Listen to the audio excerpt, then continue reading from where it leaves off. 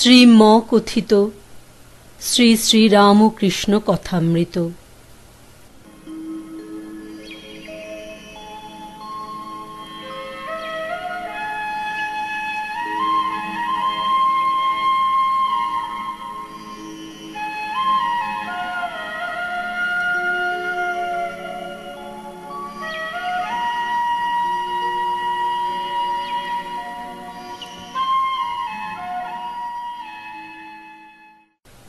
প্রথম খণ্ড।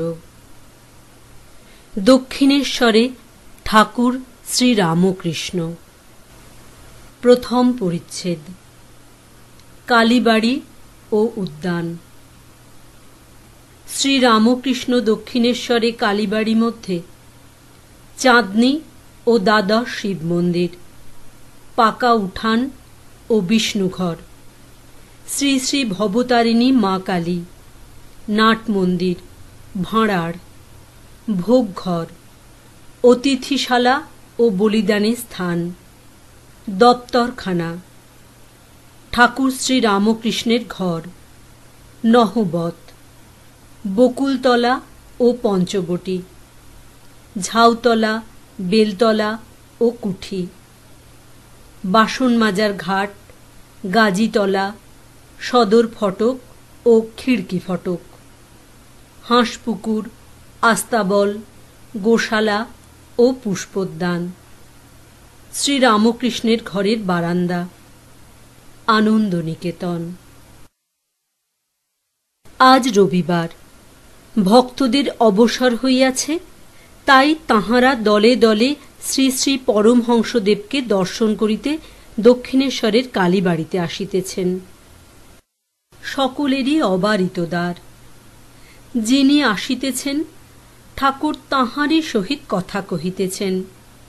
সাধু, পরমহংস, হিন্দু, খ্রিস্টান, ব্রহ্মজ্ঞানী, শাক্ত, বৈষ্ণব, পুরুষ, স্ত্রীলোক সকলেই আসিতেছেন। ধন্য রানী রাসমণি, তোমারই সুকৃতি বলে এই সুন্দর দেবালয় প্রতিষ্ঠিত হইয়াছে। আবার এই সচল প্রতিমা, এই মহাপুরুষকে লোকে আসিয়া দর্শন ও পূজা করিতে পাইতেছে। চাঁদনী ও দ্বাদশ শিব মন্দির। কালীবাড়িটি কলিকাতা হইতে 2.5 ক্রোশ উত্তরে হইবে, ঠিক গঙ্গার উপরে। নৌকা হইতে নামিয়া সুবিস্তীর্ণ সোপানাবলী দিয়া পূর্বাশ্ব হইয়া উঠিয়া কালীবাড়িতে প্রবেশ করিতে হয়। এই ঘাটে পরমহংসদেব স্নান করিতেন। সোপানের পরেই চাঁদনী। সেখানে ঠাকুরবাড়ির চৌকিদারেরা থাকে। তাহাদের খাটিয়া, আমকাঠের সিন্দুক, 2-1টা লোটা সেই চাঁদনীতে মাঝে মাঝে পড়িয়া আছে। পাড়ার বাবুরা যখন গঙ্গা স্নান করিতে আসেন, কেহ কেহ সেই চাঁদনীতে বসিয়া খোশ গল্প করিতে করিতে তেল মাখেন।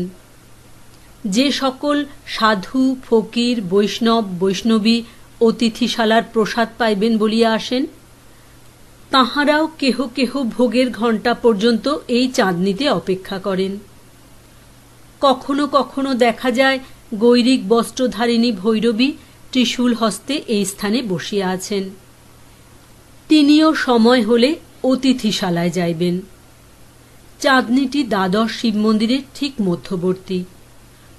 তন্মধ্যে 6টি মন্দির চাঁদনীর ঠিক উত্তরে, আর 6টি চাঁদনীর ঠিক দক্ষিণে। নৌকা যাত্রীরা এই দ্বাদশ মন্দির দূর হইতে দেখিয়া বলিয়া থাকে, ওই রাসমণির ঠাকুর বাড়ি। পাকা উঠান ও বিষ্ণুঘর। চাঁদনী ও দ্বাদশ মন্দিরের পূর্ববর্তী ইষ্টক নির্মিত পাকা উঠান। উঠানের মাঝখানে সারি সারি 2টি মন্দির। উত্তর দিকে ঈশ্বর রাধাকান্তের মন্দির, তাহার ঠিক দক্ষিণে মা কালীর মন্দির। ঈশ্বর রাধাকান্তের মন্দিরে শ্রী শ্রী রাধাকৃষ্ণ বিগ্রহ, পশ্চিমাস্য। সিঁড়ি দিয়া মন্দিরে উঠিতে হয়। মন্দির তল মর্মর প্রস্তর আবৃত। মন্দিরের সম্মুখস্থ দালানে ঝাড় টাঙানো আছে। এখন ব্যবহার নাই, তাই রক্তবস্ত্রের আবরণী দ্বারা রক্ষিত। একটি দারবান পাহারা দিতেছে। অপরাহ্নে পশ্চিমে রৌদ্রে পাছে ঠাকুরের কষ্ট হয়, তাই ক্যাম্বিসের পর্দার বন্দোবস্ত আছে। দালানে সারি সারি খিলানের ফুকর উহাদের দ্বারা আবৃত হয়। দালানের দক্ষিণ পূর্ব কোণে একটি গঙ্গা জলের জ্বালা। মন্দিরের চৌকাঠের নিকট একটি পাত্রে চরণামৃত। ভক্তেরা আসিয়া ঠাকুর প্রণাম করিয়া ওই চরণামৃত লইবেন।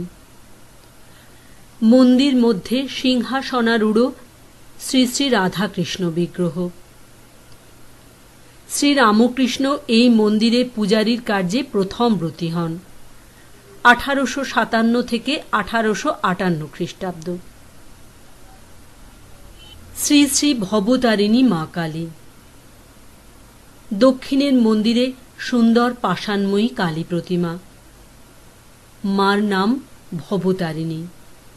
শ্বেত কৃষ্ণ মর্মর প্রস্তরাবৃত মন্দিরতল ও সোপানযুক্ত উচ্চবেদী। বেদীর উপরে রৌপ্যময় সহস্রদল পদ্ম, তাহার উপর শিব। শিব হইয়া দক্ষিণ দিকে মস্তক, উত্তর দিকে পা করিয়া পড়িয়া আছেন। শিবের প্রতিকৃতি শ্বেত প্রস্তর নির্মিত। তাহার হৃদয়োপরি বারাণসী চেলি পরিহিতা, নানা ভরণালঙ্কৃতা এই ত্রিনয়নী শ্যামাকালীর প্রস্তরময়ী মূর্তি। শ্রীপাদপদ্মে নূপুর, গুজরি, পঞ্চম, পাঁজেব, চুটকি আর জবা বিল্বপত্র। পাঁজেব পশ্চিমের মেয়েরা পরে। পরমহংসদেবের ভারী সাধ, তাই মথুরবাবু পরাইয়াছেন। মার হাতে সোনার বাউটি, তাবিজ ইত্যাদি। অগ্র হাতে বালা, নারিকেল ফুল, পইচে, বাউটি। মধ্য হাতে তার, তাবিজ ও বাজু। তাবিজে ঝাঁপা দোদুল্যমান। গলদেশে চিক। মুক্তার 7 নর মালা, সোনার 32 নর। তারাহার ও সুবর্ণ নির্মিত মুন্ডমালা। মাথায় মুকুট, কানে কানবালা, কানপাশ, ফুলঝুমকো, চৌদানি ও মাছ।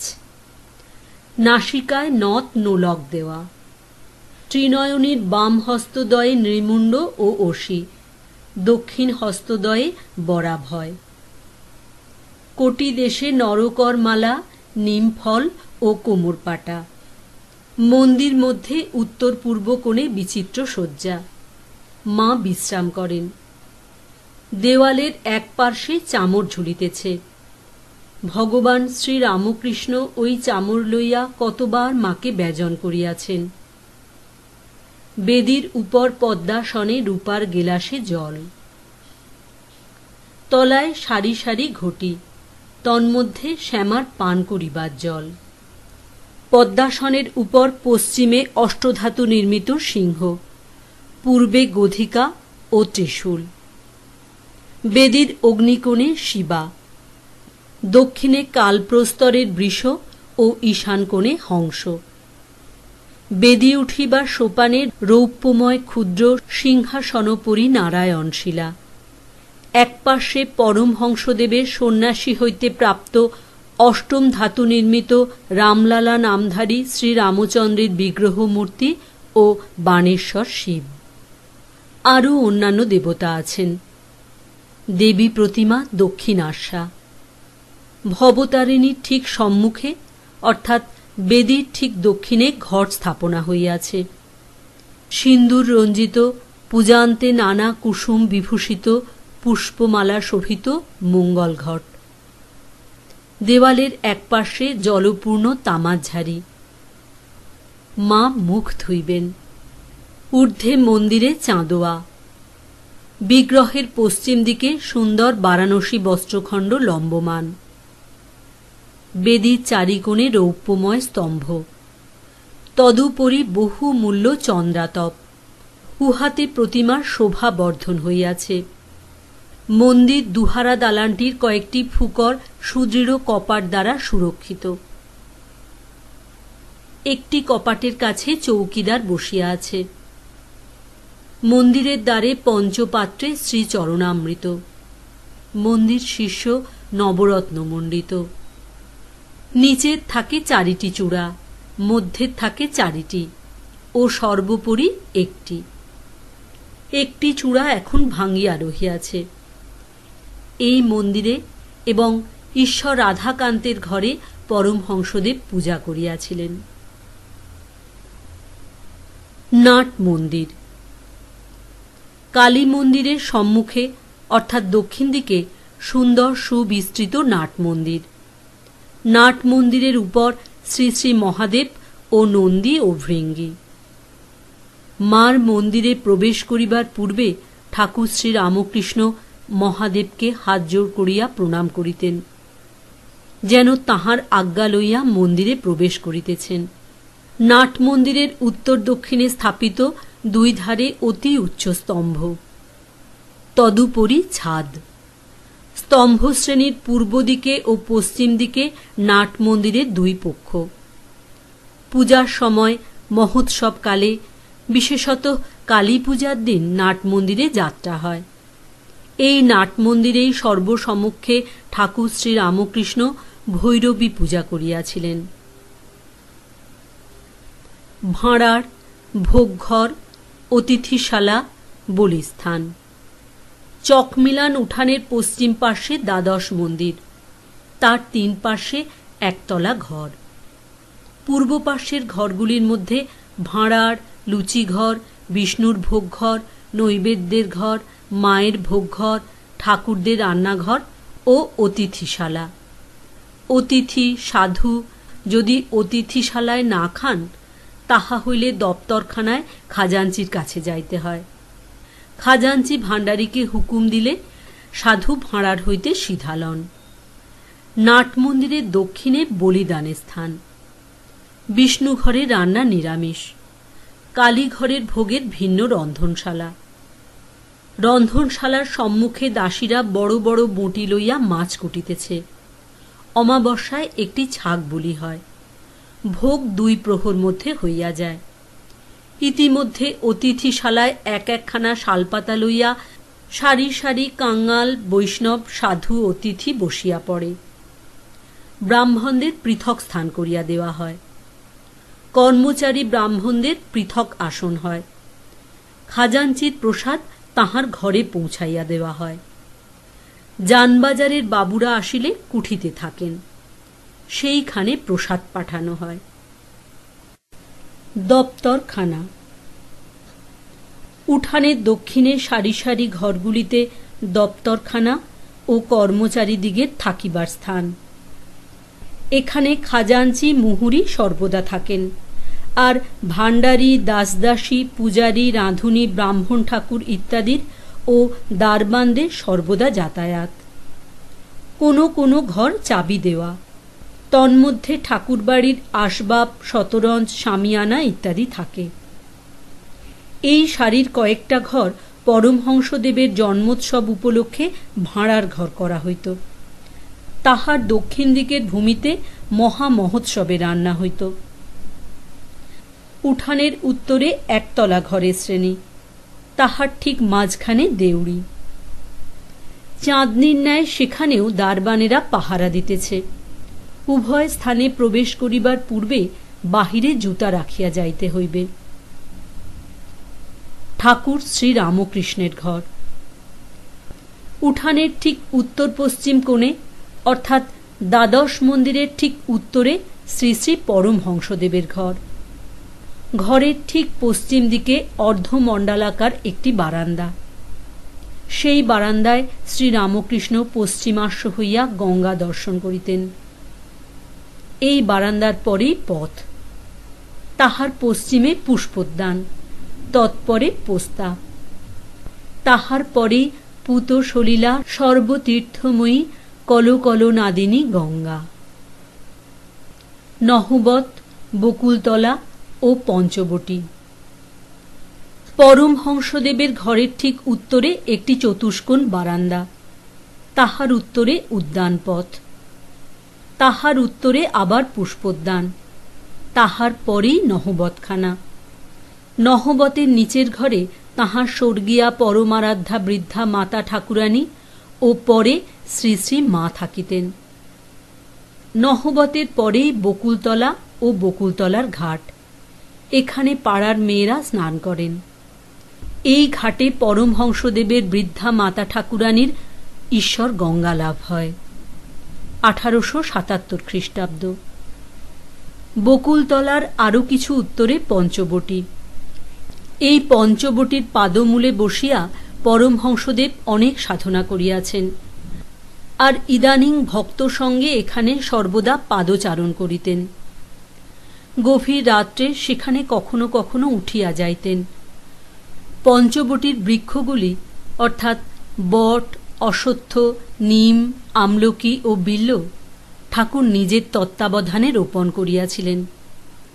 শ্রী বৃন্দাবন হইতে ফিরিয়া আসিয়া এখানে রজহ ছড়াইয়া দিয়াছিলেন।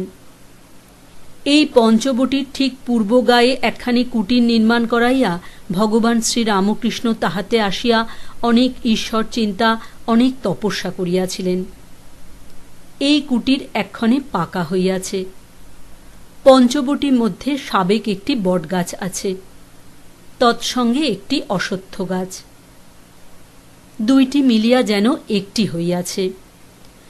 বৃদ্ধ গাছটি বয়সাধিক্যবশত বহু কোটর বিশিষ্ট ও নানা পক্ষী সমাকুল ও অন্যান্য জীবেরও আবাসস্থান হইয়াছে। পাদমূলে ইষ্টক নির্মিত সোপানযুক্ত মণ্ডলাকার বেদী সুশোভিত। এই বেদীর উত্তর পশ্চিমাংশে আসীন হইয়া ভগবান শ্রী রামকৃষ্ণ অনেক সাধনা করিয়াছিলেন, আর বৎসের জন্য যেমন গাভী ব্যাকুল হয়, সেইরূপ ব্যাকুল হইয়া ভগবানকে কত ডাকিতেন। আজ সেই পবিত্র আসনোপরি বটবৃক্ষের সখীবৃক্ষ অশ্বত্থের একটি ডাল ভাঙ্গিয়া পড়িয়া আছে। ডালটি একেবারে ভাঙ্গিয়া যায় নাই, মূল তরুর সঙ্গে অর্ধ সংলগ্ন হইয়া আছে। বুঝি সে আসনে বসিবার এখনো কোনো মহাপুরুষ জন্মেন নাই। ঝাউতলা, বেলতলা ও কুঠি। পঞ্চবটির আরও উত্তরে খানিকটা গিয়া লোহার তারের রেল আছে। সেই রেলের ওপরে ঝাউতলা। সারি সারি চারিটি ঝাউ গাছ। ঝাউতলা দিয়া পূর্ব দিকে খানিকটা গিয়া বেলতলা। এখানেও পরমহংসদেব অনেক কঠিন সাধনা করিয়াছিলেন। ঝাউতলা ও বেলতলার পরেই উন্নত প্রাচীর। তাহারই উত্তরে গভর্নমেন্টের বারুদঘর। উঠানের দেউড়ি হইতে উত্তর মুখে বহির্গত হইয়া দেখা যায় সম্মুখে দ্বিতল কুঠি। ঠাকুর বাড়িতে আসিলে রানী রাসমণি, তাহার জামাই মথুরবাবু প্রভৃতি এই কুঠিতে থাকিতেন। তাহাদের জীবদ্দশায় পরমহংসদেব এই কুঠির বাড়ির নিচের পশ্চিমের ঘরে থাকিতেন। এই ঘর হইতে বকুলতলার ঘাটে যাওয়া যায় ও বেশ গঙ্গা দর্শন হয়। বাসন মাজার ঘাট, গাজীতলা ও 2 ফটক। উঠানের দেউড়ি ও কুঠির মধ্যবর্তী যে পথ, সেই পথ ধরিয়া পূর্ব দিকে যাইতে যাইতে ডান দিকে একটি বাঁধা ঘাট বিশিষ্ট সুন্দর পুষ্করিণী। মা কালীর মন্দিরের ঠিক পূর্ব দিকে এই পুকুরের একটি বাসন মাজার ঘাট ও উল্লিখিত পথের অনতি দূরে আরেকটি ঘাট। পথ পার্শ্বস্থিত ওই ঘাটের নিকট একটি গাছ আছে, তাহাকে গাজীতলা বলে। ওই পথ ধরিয়া আরেকটু পূর্বমুখে যাইলে আবার একটি দেউড়ি। বাগান হইতে বাহিরে আসিবার সদর ফটক। এই ফটক দিয়া আলমবাজার বা কলিকাতার লোক যাতায়াত করেন। দক্ষিণেশ্বরের লোক খিড়কি ফটক দিয়া আসেন। কলিকাতার লোক প্রায়ই এই সদর ফটক দিয়া কালীবাড়িতে প্রবেশ করেন। সেখানেও দারবান বসিয়া পাহারা দিতেছে। কলিকাতা হইতে পরমহংসদেব যখন গভীর রাত্রে কালীবাড়িতে ফিরিয়া আসিতেন, তখন এই দেউড়ির দারবান চাবি খুলিয়া দিত। পরমহংসদেব দারবানকে ডাকিয়া ঘরে লইয়া যাইতেন ও লুচি মিষ্টান্নাদি ঠাকুরের প্রসাদ তাহাকে দিতেন। হাঁসপুকুর, আস্তাবল, গোশালা ও পুষ্পোদ্যান। পঞ্চবটির পূর্ব দিকে আরেকটি পুষ্করিণী, নাম হাঁসপুকুর। ওই পুষ্করিণীর উত্তর পূর্ব কোণে আস্তাবল ও গোশালা। গোশালার পূর্ব দিকে খিড়কি ফটক। এই ফটক দিয়া দক্ষিণেশ্বরের গ্রামে যাওয়া যায়। যে সকল পূজারী বা অন্য কর্মচারী পরিবার আনিয়া দক্ষিণেশ্বরে রাখিয়াছেন, তাহারা বা তাহাদের ছেলেমেয়েরা এই পথ দিয়া যাতায়াত করেন। উদ্যানের দক্ষিণ প্রান্ত হইতে উত্তরে বকুলতলা ও পঞ্চবটি পর্যন্ত গঙ্গার ধার দিয়া পথ গিয়াছে। সেই পথের দুই পার্শ্বে পুষ্পবৃক্ষ।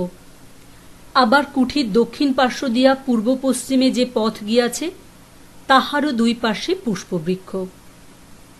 গাজীতলা হইতে গোশালা পর্যন্ত কুঠি ও হাঁসপুকুরের পূর্ব দিকে যে ভূমিখণ্ড, তাহার মধ্যেও নানা জাতীয় পুষ্পবৃক্ষ, ফলের বৃক্ষ ও একটি পুষ্করিণী আছে। অতি প্রত্যুষে পূর্বদিক রক্তিম বর্ণ হইতে না হইতে যখন মঙ্গল আরতির সুমধুর শব্দ হইতে থাকে, সানাইয়ে প্রভাতীর আগ্রাগিনী বাজিতে থাকে, তখন হইতেই মা কালীর বাগানে পুষ্পচয়ন আরম্ভ হয়। গঙ্গা তীরে পঞ্চবটির সম্মুখে বিল্লবৃক্ষ ও সৌরভপূর্ণ গুলচি ফুলের গাছ। মল্লিকা, মাধবী ও গুলচি ফুল শ্রীরামকৃষ্ণ বড় ভালোবাসেন। মাধবী লতা শ্রী বৃন্দাবন ধাম হইতে আনিয়া তিনি পুঁতিয়া দিয়াছেন। হাঁসপুকুর ও কুঠির পূর্ব দিকে যে ভূমিখণ্ড, তন্মধ্যে পুকুরের ধারে চম্পক বৃক্ষ। কিয়ৎ দূরে ঝুমকা জবা, গোলাপ ও কাঞ্চন পুষ্প। বেড়ার উপরে অপরাজিতা, নিকটে জুঁই, কোথাও বা শেফালিকা। দ্বাদশ মন্দিরের পশ্চিম গায়ে বরাবর শ্বেতকরবী, রক্তকরবী, গোলাপ, জুঁই, বেল। কচ্চিৎ বা ধূস্তর পুষ্প, মহাদেবের পূজা হইবে। মাঝে মাঝে তুলসী, উচ্চ ইষ্টক নির্মিত মঞ্চের উপর রোপণ করা হইয়াছে। নহবতের দক্ষিণ দিকে বেল, জুঁই, গন্ধরাজ, গোলাপ। বাঁধাঘাটের অনতিদূরে পদ্মকরবী ও কোকিলাক্ষ। পরমহংসদেবের ঘরের পাশে দুই একটি কৃষ্ণচূড়ার বৃক্ষ ও আশেপাশে বেল, জুঁই, গন্ধরাজ, গোলাপ, মল্লিকা, জবা, শ্বেতকরবী, রক্তকরবী, আবার পঞ্চমুখী জবা, চীন জাতীয় জবা। শ্রীরামকৃষ্ণও এককালে পুষ্পচয়ন করিতেন। একদিন পঞ্চবটির সম্মুখস্থ একটি বিল্লবৃক্ষ হইতে বিল্লপত্র চয়ন করিতেছিলেন। বিল্লপত্র তুলিতে গিয়া গাছের খানিকটা ছাল উঠিয়া আসিল। তখন তাহার এইরূপ অনুভূতি হইল যে যিনি সর্বভূতে আছেন তাঁর না জানি কত কষ্ট হইল। অমনি আর বিল্লপত্র তুলিতে পারিলেন না। আর একদিন পুষ্পচয়ন করিবার জন্য বিচরণ করিতেছিলেন। এমন সময় কে যেন দপ করিয়া দেখাইয়া দিল যে কুসুমিত বৃক্ষগুলি যেন এক একটি ফুলের তোড়া। এই বিশাল শিবমূর্তির উপর শোভা পাইতেছে, যেন তাহারই অহর্নিশি পূজা হইতেছে। সেই দিন হইতে আর ফুল তোলা হইল না। ঠাকুর শ্রী রামকৃষ্ণের ঘরের বারান্দা। পরমহংসদেবের ঘরের পূর্ব দিকে বরাবর বারান্দা। বারান্দার এক ভাগ উঠানের দিকে, অর্থাৎ দক্ষিণমুখ। এ বারান্দায় পরমহংসদেব প্রায় ভক্ত সঙ্গে বসিতেন ও ঈশ্বর সম্বন্ধীয় কথা কহিতেন বা সংকীর্তন করিতেন। এই পূর্ব বারান্দার অপরার্ধ উত্তরমুখ। এ বারান্দায় ভক্তেরা তাহার কাছে আসিয়া তাহার জন্মোৎসব করিতেন, তাহার সঙ্গে বসিয়া সংকীর্তন করিতেন। আবার তিনি তাহাদের সহিত একসঙ্গে বসিয়া কতবার প্রসাদ গ্রহণ করিতেন। এই বারান্দায় শ্রীযুক্ত কেশবচন্দ্র সেন শিষ্য সমভিব্যাহারে আসিয়া তাহার সঙ্গে কত আলাপ করিয়াছেন। আমোদ করিতে করিতে মুড়ি, নারিকেল, লুচি, মিষ্টান্নাদি একসঙ্গে বসিয়া খাইয়া গিয়াছেন। এ বারান্দায় নরেন্দ্রকে দর্শন করিয়া শ্রীরামকৃষ্ণ সমাধিস্থ হইয়াছিলেন। আনন্দ নিকেতন। কালীবাড়ি আনন্দ নিকেতন হইয়াছে। রাধাকান্ত, ভবতারিণী ও মহাদেবের নিত্য পূজা, ভোগ রাগাদি ও অতিথি সেবা।